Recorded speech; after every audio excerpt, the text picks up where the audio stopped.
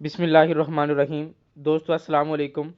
آج کی اس informative video میں ہم لیکچرر اردو کی پریپریشن کے حوالے سے لیکچر نمبر 4 ڈیلیور کریں گے، اور آج کی اس ویڈیو میں ہم پرٹیکولرلی اردو گرامر کے حوالے سے بات کریں گے، جو کہ P P S C F P S C میں اردو کے ٹیسٹ میں کینڈیڈیٹس کے لیے کافی جو ہے پرابلم کریٹ کرتا ہے اور مشکل چیز ہے۔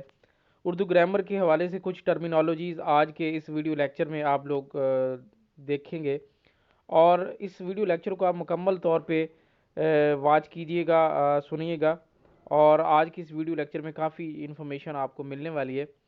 تو فردر ویڈیو لیکچرز بھی اردو کے ڈیلیور ہوگے۔ اگر آپ ہمارے چینل پہ دوستوں نئے ہیں تو ہمارے چینل کو سبسکرائب کر دیں اور بیل آئیکن پہ کلک کر دیں تاکہ ہماری روزانہ کی ویڈیوز آپ کو ملتی رہیں۔ تو دوستو آج کے اس ویڈیو لیکچر کو سٹارٹ کرتے ہیں۔ فرسٹ کویسچن، دو یا دو سے زیادہ لفظوں کے ایسے مجموعے کو جسے اہل زبان مخصوص اور غیر حقیقی معنوں میں استعمال کرتے ہیں کہا جاتا ہے محاورہ۔ اہل زبان کی مخصوص بول چال جس میں لفظ حقیقی معنوں میں استعمال ہو اسے کہتے ہیں روزمرہ۔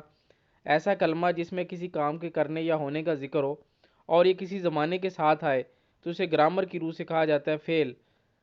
فعل اور مصدر میں کیا فرق ہے؟ فعل میں زمانہ پایا جاتا ہے جبکہ مصدر میں نہیں۔ ایسا فعل جو فاعل کے ساتھ آئے کہلاتا ہے فعل لازم۔ ایسا فعل جس میں فاعل کے ساتھ مفعول بھی ہو کیا کہلاتا ہے؟ فعل متعدی۔ ایسا فعل جو صرف اثر یا کیفیت کو ظاہر کرے کہلاتا ہے فعل ناقص۔ وہ فعل جسے کسی جملے میں اصل فعل کے ساتھ مل کر بات کو پرزور اور مکمل کر دینے کے لیے لگایا جائے کیا کہلاتا ہے؟ امدادی فعل۔ کسی لفظ میں جب واو سے پہلے حرف پر پیش ہو تو ایسے واو کو کہا جاتا ہے واو معروف۔ کسی لفظ میں جب واو سے پہلے حرف پر کوئی علامت نہ لگائی جائے تو ایسے واو کو کیا کہا جاتا ہے؟ واو مجہول۔ تو یہ most repeated M C Qs ہیں اور نالج ہے اردو گرامر کے حوالے سے، اور خاص طور پہ جو کینڈیڈیٹس تیاری کر رہے ہیں اردو کی اور پیپر کو اچھے طریقے سے جو ہے وہ اچھے مارکس میں کوالیفائی کرنا چاہتے ہیں تو ان چیزوں کو اچھے طریقے سے کور اپ کر لیں۔ تو فردر ویڈیوز میں بھی انشاءاللہ ہم اردو کے کچھ جو بقیہ صرف و نحو کے حوالے سے نالج ہے وہ آپ لوگوں کے ساتھ شیئر کریں گے۔ نیکسٹ ہے، کسی حرف میں اگر یہ سے پہلے حرف کے نیچے زیر کی علامت ہو تو اس میں یہ کی آواز نہایت واضح پڑی جائے تو اس یہ کو کیا کہا جاتا ہے؟ یائے معروف۔ جب کبھی حرف واو دو اسموں کو ملائے اسے ملا کر لکھنا غلط ہوتا ہے، جیسے خوش و خرم، ایسے واو کو گرامر کی روح سے کیا کہا جاتا ہے؟ واو عاطفہ۔ لفظوں میں ایسی واو جو لکھنے میں آئے لیکن پڑھنے میں نہ آئے، مثلا خواب، تو اس واو کو کہتے ہیں واو معدولہ۔ کسی ایک چیز کو کسی خاص خوبی یا خصوصیات کی بنا پر کسی دوسری چیز کے مانند قرار دینے کو کہا جاتا ہے تشبیہ۔ تشبیہ کے ارکان کی تعداد ہوتی ہے 5۔ تشبیہ دیتے وقت جس چیز کو کسی دوسری چیز کی مانند قرار دیا جائے تو اسے کہا جاتا ہے مشبہ۔ تشبیہ میں وہ چیز جس کے ساتھ تشبیہ دی جائے اسے کیا کہتے ہیں؟ مشبہ بہ۔ مشبہ اور مشبہ بہ کو مجموعی طور پہ کہا جاتا ہے طرفین تشبیہ۔